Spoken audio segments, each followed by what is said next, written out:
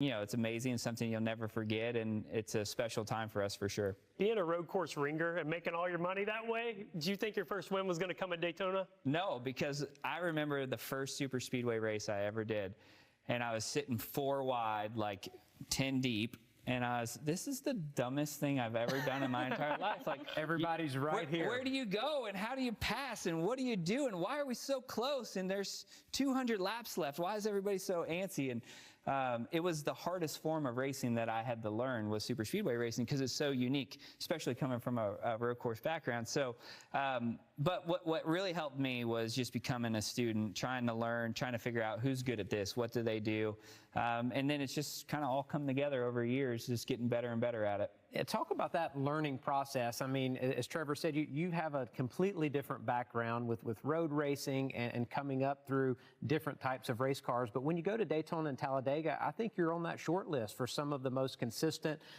best performing drivers in the sport today. So have you spent extra time on your craft, studying videos? Do you think it's your crew chief? You mentioned Drew Blickensturfer, who typically runs well at those racetracks. So what makes Michael McDowell a good super speedway racer? Well, I think that there's a couple factors that come into it. One is that for a lot of those years that I was starting parking or running for underfunded teams, we knew that that was the only race that we had a shot at, even a top 10 or even a top 5. And so I always put a lot of emphasis in studying and learning and paying attention to those races, and then really just finding 4 or 5 guys that are really good at it. And, because everyone says, oh, you go to Daytona, anybody can win. But it's not the case. Right. There's only a select handful of guys that have actually gone down there and won. And so I started studying the guys that consistently run up front. And anything can happen. I know that. I'm not throwing it out there as, that there isn't bad luck down there. But you can control some of your own fate at those races. And you know as well as I do, there's certain places that you can position yourself. There's certain danger spots you don't want to be in. Yeah. So just learning from those guys that did it well was a big part of having success there. So you referenced Drew Blickensturfer, your crew chief, when you won the Daytona 500. You worked with him, then you worked with Blake Harris, had success with him. Now you're paired with Travis Peterson. What's that been like for you? Because I know you've been very instrumental in recruiting and selecting your crew chiefs. What has that process been like, kind of having to learn different people over the years?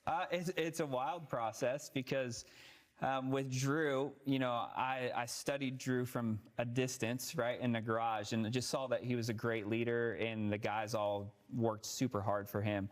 And he's what we kind of needed that front row to take that next step. And so we felt really thankful to get him, and then we win the Daytona 500. The program starts getting to a place where, hey, this is going good. And then he gets picked up and he leaves, and I'm like, oh, no, But with Blake, it was a different approach as far as recruiting goes, because not getting into the weeds too much, but some of these guys are under contract. They're locked down for years. I see your wheels turning on what you can say here, Michael. I'll try to be careful.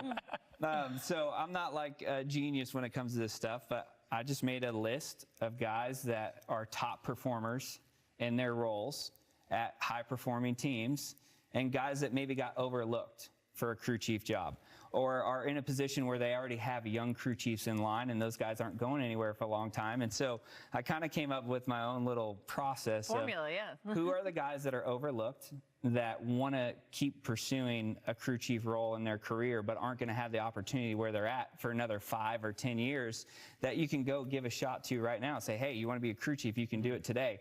And so, yeah, that's how I got Blake. Blake was a perfect fit for us because he was young and hungry